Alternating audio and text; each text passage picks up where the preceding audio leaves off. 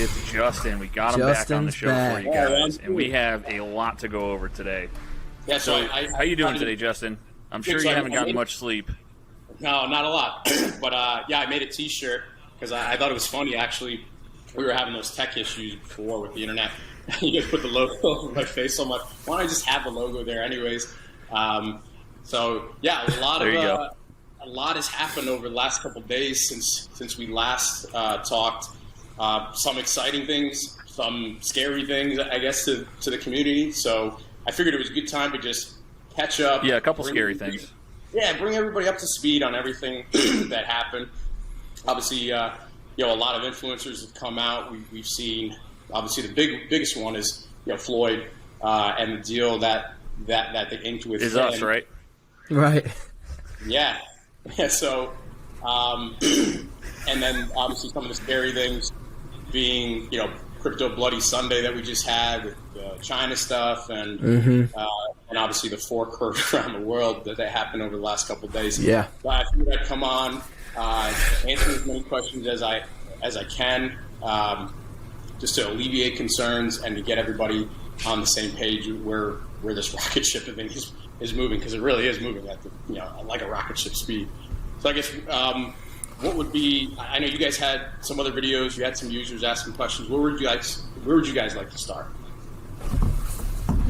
Well, the biggest one is basically why did the fork happen with? I guess it was perceived as short notice, which I guess it was. I mean, you guys announced it a couple hours before. Yeah. So there's even still some people saying it was a rug pull.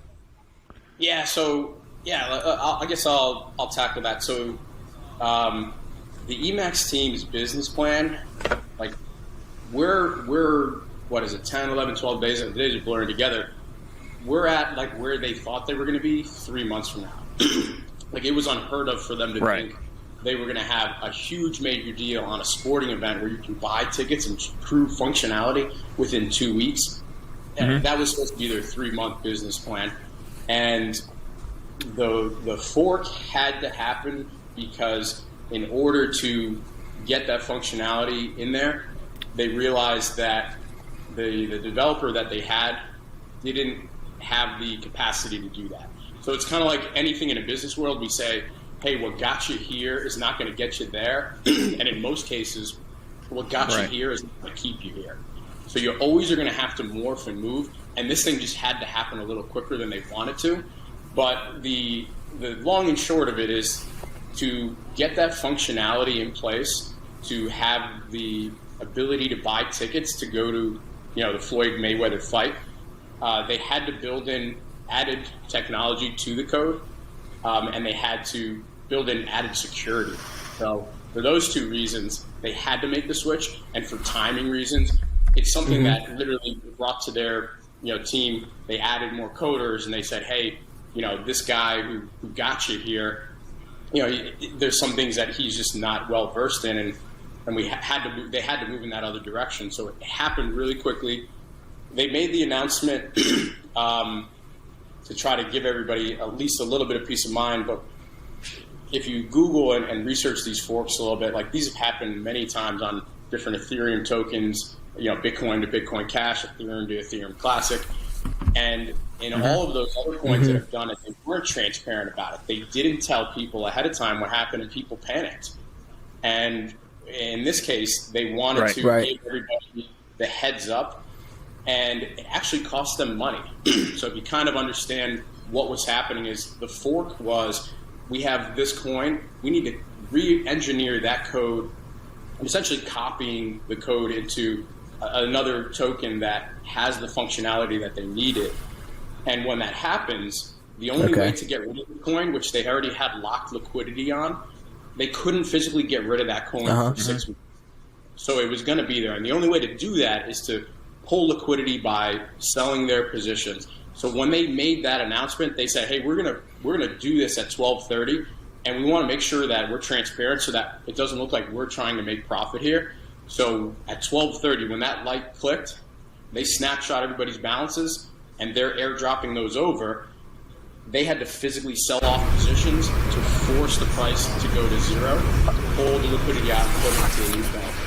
And so we called it the race to the bottom. Okay. A lot of other people made money off of the developers during this process. If you had your money at 12:30 and you decided, again, if you knew in the crypto world how these things function, you were immediately selling off your position. So if you had $10,000 and 12:30 hits, you sell your entire $10,000 position, you make $10,000, and then you're getting airdropped another $10,000 because they're snapshotting your balance. So there are some savvy people who do this and jumped in and made a ton of money, and that money comes out of the developers because they're the ones that funded liquidity for the new pool. So then that way the price was exactly what you had, and again you had the exact same amount of coins at the end of the day, which we'll talk about some of that airdrop issue in a second too. But I think you were having a question. Yeah, I think that snapshot that you were just saying is something that will bring relief to a lot of people, because that is something I did not realize. I did not realize how you guys were doing it. I saw that you said you were doing an airdrop. I didn't know how or why that was going on, but now that makes a lot of sense. Yeah, and they do that for just full transparency, and especially this coin is very dynamic because of that rewards feature. So they had to do the snapshot at a certain period of time, and again, they could have chosen any time to do it, but they wanted people to have full capability to, again, essentially double dip off of this if you knew how to do it. Right. And the coin bounce they have, and they're going to release this document a little bit later today as well, is here's the snapshot that we had you at. Let's say you had 1,000 coins. Well, while they're pulling out the liquidity from the coin, all of those transactions are getting more 2%. Your balance was jumping up from at that point in time. So you might look at your phone and say, well, it says I have 1,100 coins instead of 1,000, and you only gave me 1050 back. You didn't make me whole. You actually did get made whole. It's just that because that balance kept growing. Like, unless you physically screenshotted your phone and said, okay, my balance is 1,000, like, you don't even realize that you did get made whole. So they're going to release those documents so everybody can go through those. And there might be some mistakes out there too. And again, they're going to make those people whole if anything did happen where you had 1,000 coins and all of a sudden you're getting 400. Like, they're going to say, all right, we screwed up there. Right. Here it's coming to you. But that's the only really fair way they could think about doing it, especially since the hard fork had to happen so quickly for the functional and security issues. They had to make that move. And they said the only way we can do it is people in the community are going to be mad with you either way. If you do it without telling them, like most coins do, they're going to be mad because you're going to make money by double dipping, by selling the liquidity and putting it back in. And then also, you're going to get people upset because you gave them a heads up, but you didn't give them enough heads up. Like, there was no win-win. There was no win scenario for them. They figured this was the most fair way to do it, without, again, putting them too much at risk. It's estimated, they're saying, and again, they're still doing the money, between the fees to transfer everybody's balances over, the airdrop fees, those miner fees, and the amount that other savvy people in the crypto world who sold off at that 12:30 mark and pulled more liquidity so that they had to then fund liquidity out of pocket, that they lost probably about $1.5 million. So everybody's thinking this is a rug pull. No, this was costly. Like, this cost them money that they had to put in to be able to make this happen, but it needed to happen for the functionality and for the long-term prospects of this coin. If they didn't do it, the Floyd thing wouldn't have worked. People would have panicked, would have sold off, and who knows if the coin would have survived. So right. They said, at some point coins are going to have to fork, and they're like, why don't we do it now when we have 25,000 shareholders instead of 250,000? Because the headaches and the pains that we're getting right now would be tenfold if they waited down the line. Right. Yeah, I was thinking makes a lot of sense. It makes more sense to do it, a week and a half in versus, figuring it out when it's too late and you got 100,000 users and you're like, all right, well, shit. Yeah. Now what the hell do we do? And then, or have something not work. Exactly. And a lot of people, I think that was their question, is like, this is so early in a coin to do the forking. And my response to them is like, okay, well, what other coin inked a deal for a major sporting event in the first 7 days? Like, everything they're doing is unheard of at this level. So you have to throw out the rule book on everything. But I really appreciate why they're being transparent with everything. And that's why I kind of, again, I told you I got into this as an early investor, heavily invested into it. My portfolio is 98% Emax right now. The rest of it is just Ethereum, so that I can, when I'm ready to unwind my investment, I can. But really, it's sitting there so I can pump more in. And again, I don't want anybody to do what I do and take everything I say with a grain of salt. But as an financial advisor, what I'm saying is I'm buying more into this. My next paycheck on the 31st, so we'll be 4 or 5 days until that. It's roughly about $100,000. Like, I'm pumping into it because I believe in this that much. And so again, that also gives me access to them because I was so early into this that, like, I got made one of the admins of their Facebook page. I was already the admin on another Facebook page. Nice. So what were you gonna say? Nice humble brag. Well, I got on there and I said I want to be like the bridge. I want to be that mediator between you guys and the regular people, because I've gotten so many of my friends, family members into this thing, again, because I believe in it. And like, I want to get that information to them as fast as I can. So, like, I haven't slept in a couple days because I've just been online. Like, if you go on that Ethereum official Facebook page, I'm there answering questions till like 2, 3, 4 in the morning, like all day long. I'll get an hour or two of sleep and I'm back on there. Like, you tag me in something, I'm trying to give you that information because I want people to know that this is not a drug play, it's not a scam. This is a legit business that they're building, and I want to try to alleviate those concerns. And also, like, I'm on another page for my brother-in-law, for intended purposes, is Russ Davison. He has a page in Russ We Trust. He's very big in the crypto world. He's got me into Shiba early on. We joke. I say, well, I found Emax, like I found the next one. So we say, like, Justin, we trust him. Like, he has a page where it's just strictly like his picks that he says, hey, I did the research, and he gives it out to the the community. And so between that page and the Emax page, I haven't slept. I'm literally just answering people's questions. You've been busy. Hey, I've been busy, exactly. And I feel like I'm almost like an employee of them at this point. But again, I have a vested interest from friends and family and my own personal investment. So again, take that with a grain of salt. Like, I have a lot of money in this that's on the line that I want this coin to do well. So I'm willing to put in those hours to answer those questions that people may have. And there's a lot of them. Right. Again, with that fork, that put a lot of people's like radar up to like, what's going on? How come my balance says 0? Like, right. Well, don't worry, it's going to get updated. Yeah, myself included. Yesterday morning. So I guess let's really dive into the fork. Like, what specific questions are you guys getting? They're probably the same questions that I'm fielding, but I figured this would be easier for people, rather than me posting 10,000 messages on Facebook in those 2 groups that I really focus on. It's more of like, I could just hammer this out, send a video, people can watch the video, and they could get answers on those things. What are you guys getting? I'll go through. Well, this one came in 22 minutes ago from a Mr. Peabody 4101. So I see no one has answers as to whether coins I bought during the fork are good or if they will be swapped. I have been searching all over for an answer and can't find one, not even on Emax site. I've emailed Emax and still have no answer. Seems kind of sketchy to me. Was the rug pulled? Put me on, and I wasted my money and fell for a scam. Period. Gotcha.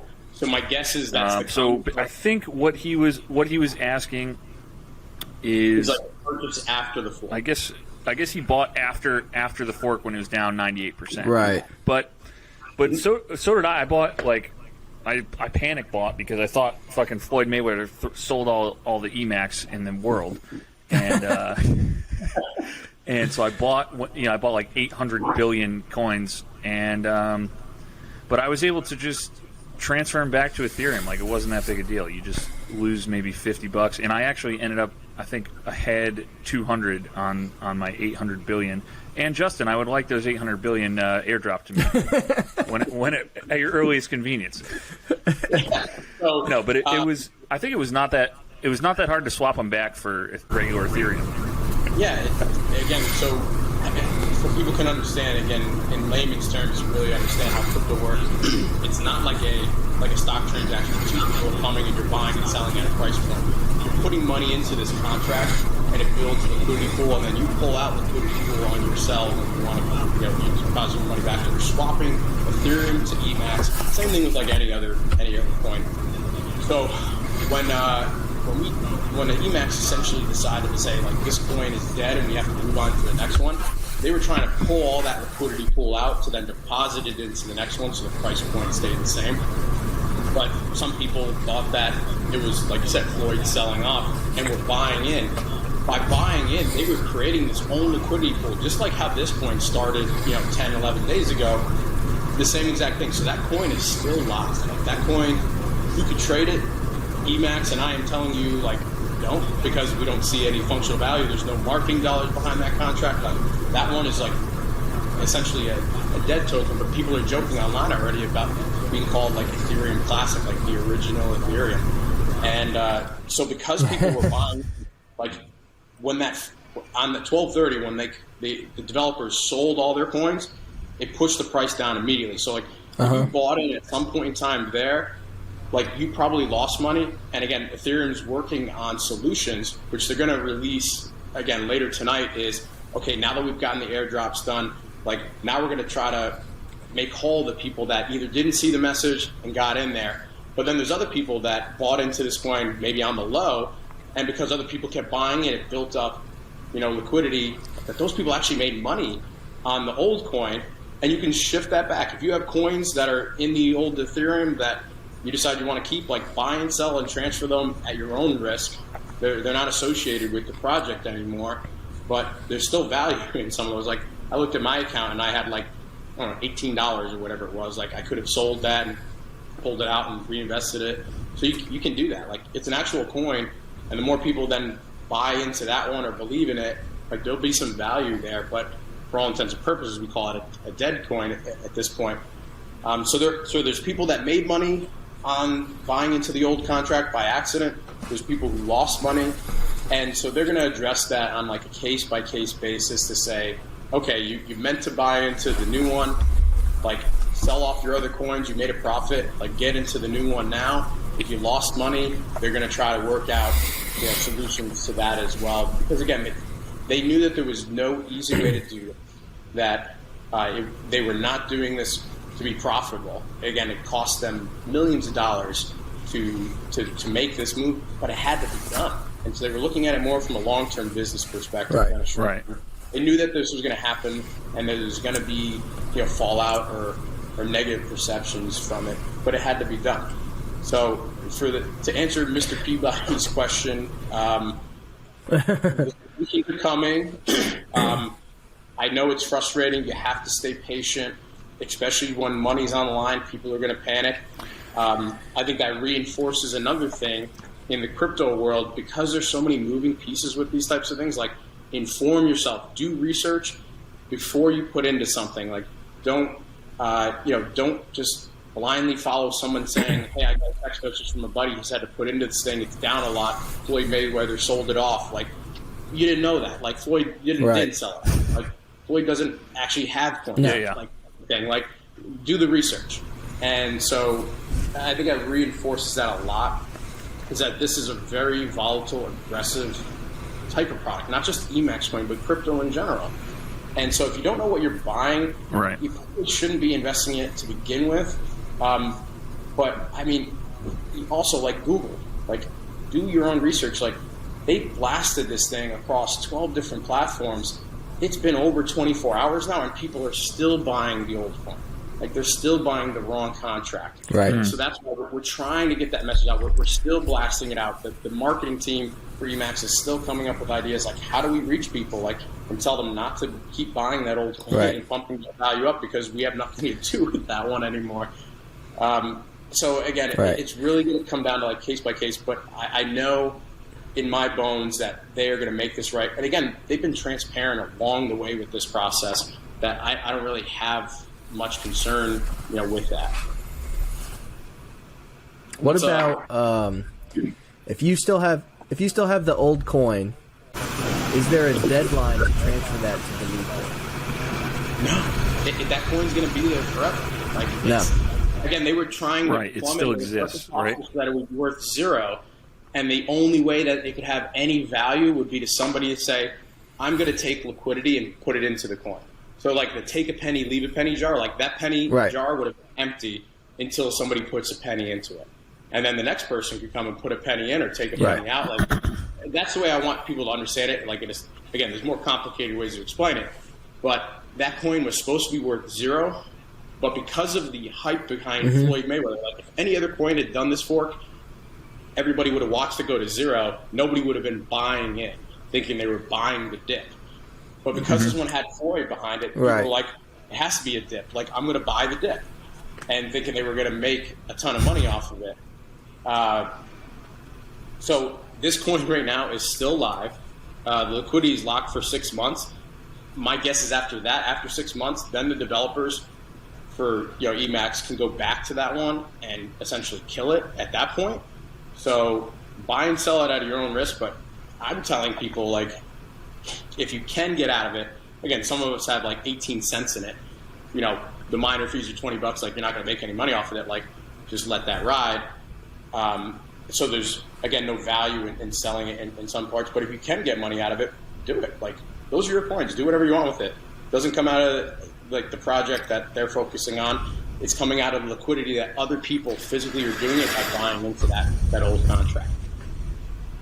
Did that answer the question? Right. Yeah. Yeah. All right. So I have another one here from a Mr. Ricardo Alicia, and I also have this same thing happening to me. I made a tutorial yesterday on how to buy with the new contract, and he said, I follow these steps, but only see the amount of coins and no value. Why is that? And that's also the same. That's what's showing up on Trust Wallet. So, like for me, it's saying for Emax, it'll have the value of the old coin, right, in dollars. But it doesn't have. It just says for me 46 billion and then however many million. It doesn't say like, the price in like 0.0009 whatever. Yeah, I got it. So that one's a simple, easy question. Is when any of these contracts come out, they take like 24 to 48 hours to show up. Or if anybody was on the ground floor of the old Emax contract when it started that Friday, nothing showed up in your Coinbase for you didn't see that value for 24 to 40 hours. If you're in Trust Wallet, MetaMax, same exact thing. It takes time for those new contracts to come. So when that new contract went live at 7 a.m., on the 25th, it's going to take 24 to 48 hours, but those values will eventually show up in your Coinbase. You're going to have two Emax tokens. One is going to be worth like 18 cents, and the other could be worth $18,000, like whatever the true value of it is. So I tell people, and I probably gotten that question the most is, how come my value says zero? Like, what's going on? I still see the coins there. You airdrop me the correct amount of coins, probably even airdrop me more coins because they juiced it a little bit. But the value piece, I think, is scaring people. You can go into Ethereum, see it right now, connect your MetaMask, your Trust Wallet, your Coinbase wallet to Ethereum. You can see exactly what your value is right now as of today. You could also go to Uniswap and kind of like fake sell it, like, hey, let me go to Uniswap and pretend that I'm going to sell this thing, and it'll pull up exactly what your value is that you have available to you in U.S. dollars terms. Yeah. So those are the two ways right now. Yeah, I wasn't super worried. Yeah, again, right. I think it's. I wasn't super worried about it because it happened. It happened when I initially bought as well, and I think I even texted you about it, and you're like, yeah, like it'll be fine, it'll show up. Yeah, it happens literally with every new coin. It's going to take 24 to 48 hours for that value to show up into those wallets, but it'll come. So you got to be a little patient, but there's workarounds. Go to Ethereum, go to Uniswap. Those are the two ways that I know about it that I can see my value, instantly. Yeah, And I typically just check the chart on Dex Tools to see what the latest price is, if I'm curious and so inclined to do so. From the fork, I think it's up like 60-70%. So like you're up. You just can. It's not going to show you in that wallet thing. And I think that's the other thing is like because this has become so exciting so quickly, people are getting their friends in who have never invested in crypto before, and so those people are the ones that are having the most concerns. Whereas I've been investing in crypto for a while now. Like I know that with these really smaller coins, like it just takes time for those things to show up in your balance. You see the coins, you know they're there. It just doesn't have the dollar sign attached to it for coding reasons, all those other things. So just take some time. Nothing to worry about there. Nope. Yeah, and then so the third, probably most popular question was still when are the white papers out? So the white papers again are coming out.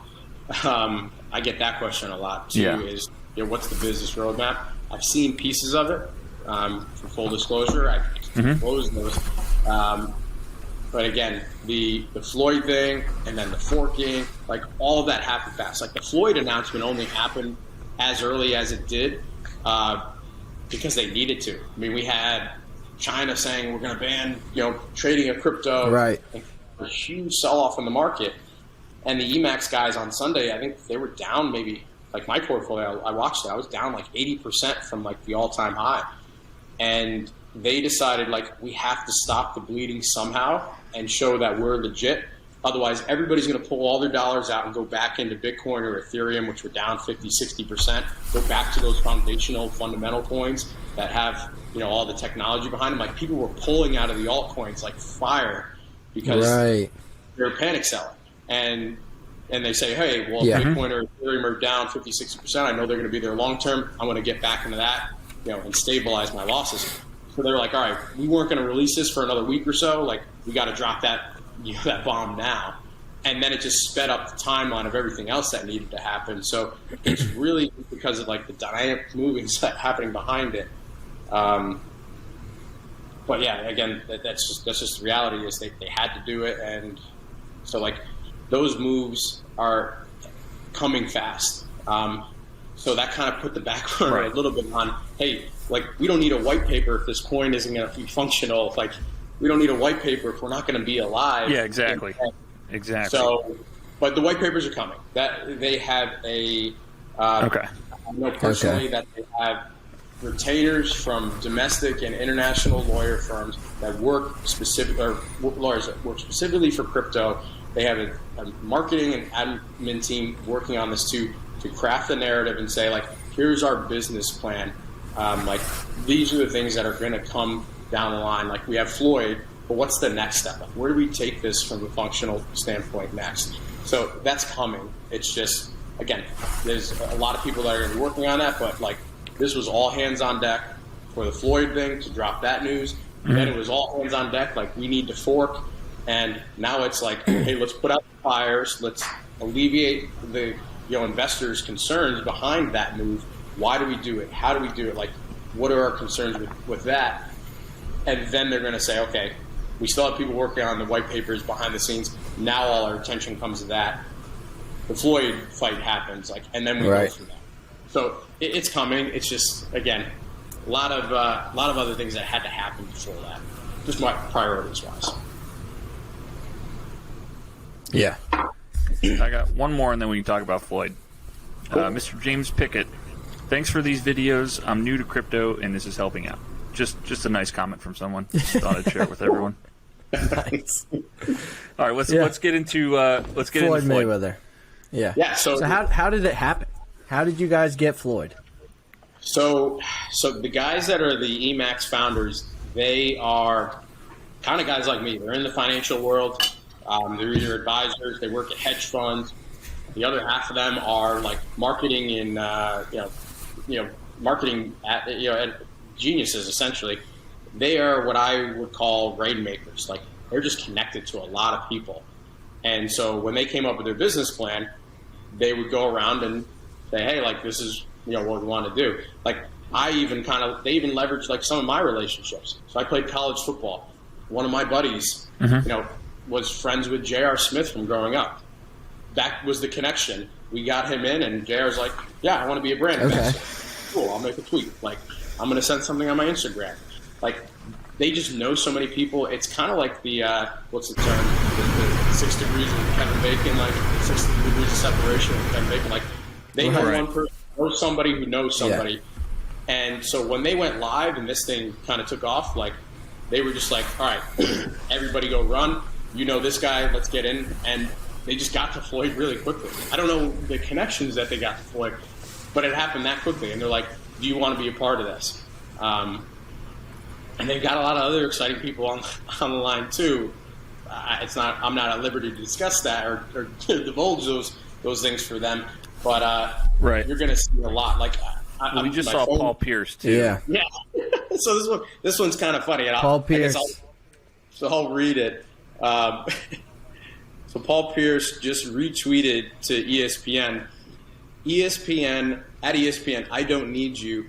I got Ethereum Max. I made more money with this crypto in the past month than I did with y'all in a year. Truth shall set you free. My own boss. Like, so like they're dropping more and more people that are like connected to them, like as we speak. And so I didn't know about Paul coming, but that one's a funny one. Like, it's big. Paul Pierce, yeah, the truth, it's a big one. And so like, I just see this thing like exponentially going through the roof because of all these connections, that they have.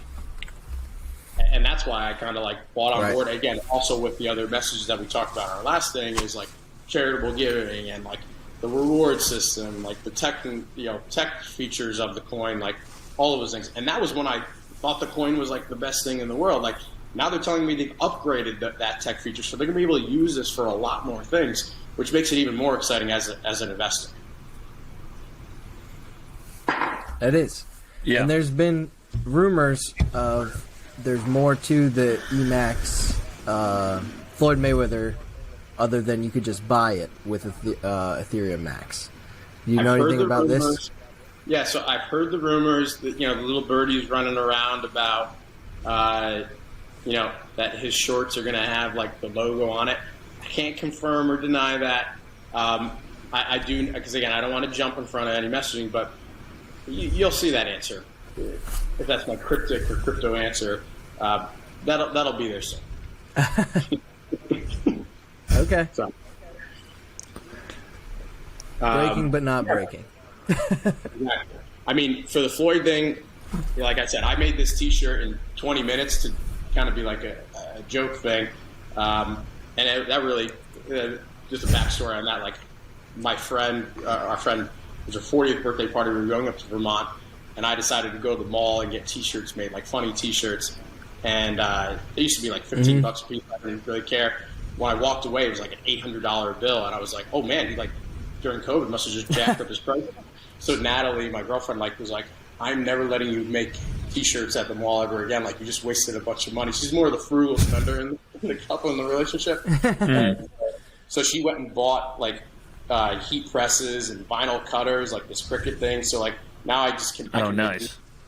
But I'm planning on going to the fight, and I'm going to be wearing something like this and like pumping it up. I'll be a walking billboard because again, it's just going to be exciting. I want to see in person like what's going on at the fight. I want to see like the logos around. I want to see like the messaging behind it because I just want to be a part of it. Right. I'm sure it's going to be wild. Yeah, it's going to be great. It is. Besides Floyd, besides the forking, again, I think we talked about Bloody Sunday. That was the reason why they jumped the gun with that a little bit. But they've got some other big things that they've held back for strategic reasons. But I think the main thing for investors to focus on right now is if your coin balance isn't correct, like that's going to get addressed shortly.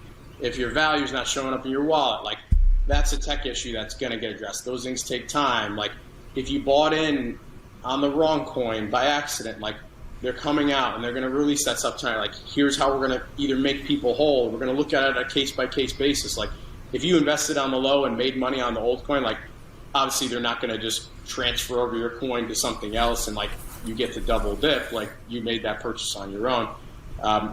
But there's clear messaging behind it. They're constantly coming out there throughout the day trying to keep people informed. So if you're invested in this coin, if you have issues, go to their website, go to the official Facebook page. I'm on that page trying to answer questions as much as I can. I'm getting direct messages. My phone is literally, as we're speaking, like blowing up off the hook of people like direct messaging me, like saying, help me. And I'm trying to help as many people as possible, but just post the question on the official Facebook page. Don't direct message me, because it's better for me to answer the question to you, and then everybody else can see it. So if they have the same question, like I just don't have time capacity to answer all these questions as much as I want to help. And again, it's because I care, because I'm personally invested into this. I've gotten friends and family into it who are having the same issues. Like they were calling me this morning saying like, hey, like, where did my coins go? Like, did we get stolen? Like, is this a scam? And I'm like, no, here's the issue. And have to walk them through it. So I'm doing this like constantly over and over again, answering the same question. So go to the Facebook page, go to their Twitter, ask the questions. Like the official Twitter, that's the Emax guys. Like on the Facebook page, it's really me and some other guys that, have gotten into, the crypto world and are just kind of more of like early investors that want to help build the brand as much as possible and get other people in and make them feel concerned. So we're kind of just like a lazy, like, moderators essentially between them and the community. Go to Inrust We Trust. Like, I'm on there too. I can answer the questions there. So those two pages, like, I'll help you as much as I can without, again, like giving specifics on inside information with the company, because I can't do that. Otherwise I have to give it to everybody. But I'll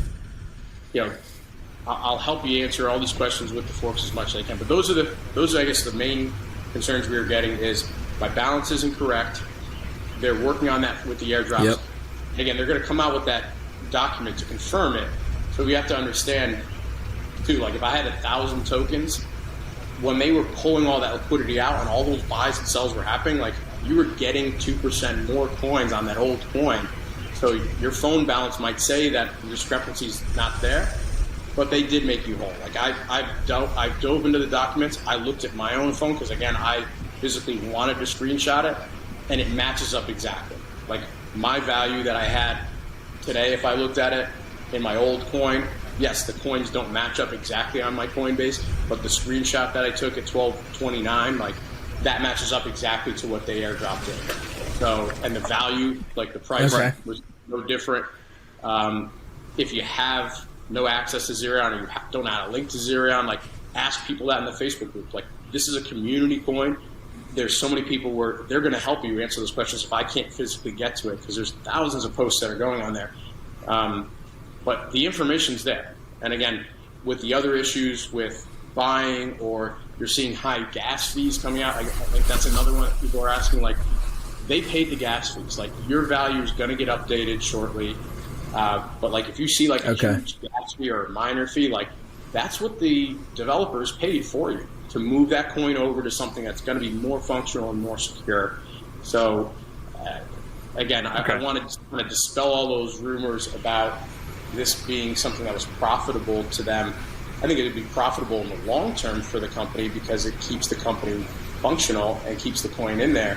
But they lost a lot of money last night to get this done, and they did it, I think, for the right reasons. Again, we can always, hindsight's always 20/20. Did they give people enough time? Like, it's tough. There's 25,000 people out there that are existing holders, and there's millions of other people that are seeing all the brand messaging coming out that we're jumping in at different times. It's tough to get everybody informed and on the same page, especially with something this unique where, like, I didn't know what forking was.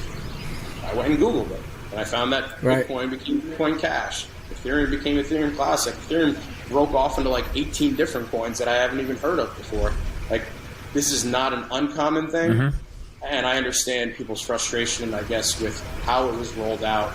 But the reasoning behind it was for the right reasons. And I guess that I would just probably end with that message. Awesome. Yeah, I think this will definitely help people out a lot. Probably got anything else for him? No, thanks for coming on, even though you've been man, crazy busy lately.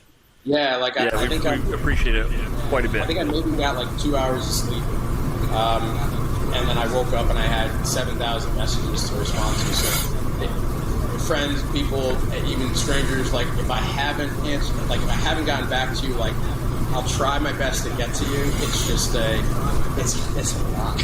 It's a lot of messages, and I just feel like I want to answer everybody's questions, even if they're redundant. I probably answer the same question hundreds of thousands of times over again and again. So we're trying to pin things to the top that are like commonly, frequently asked questions. I know the Emax team is going to be releasing something, and I'm waiting for them to send it to me, because I'm literally, once they send it to me, I'm grabbing it and throwing it up on the different Facebook pages that I'm an admin to, and they're going to be like, hey, like here's the things like that we need to do. Like, yes, frequently asked question number 1, your coin balance, like this thing. Like, I bought in at this time. Like, I bought the old coin by accident. Like, what's the remedy behind it? They're coming up with those solutions. So I would just tell everybody, just be patient.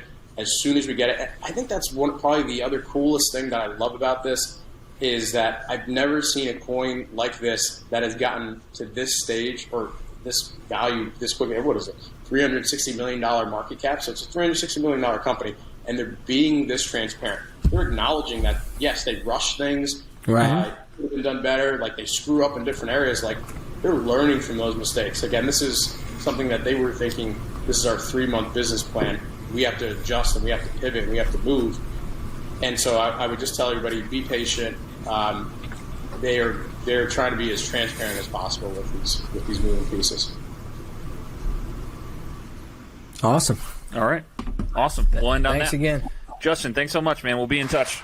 Yeah, have me back on. Just remember to keep your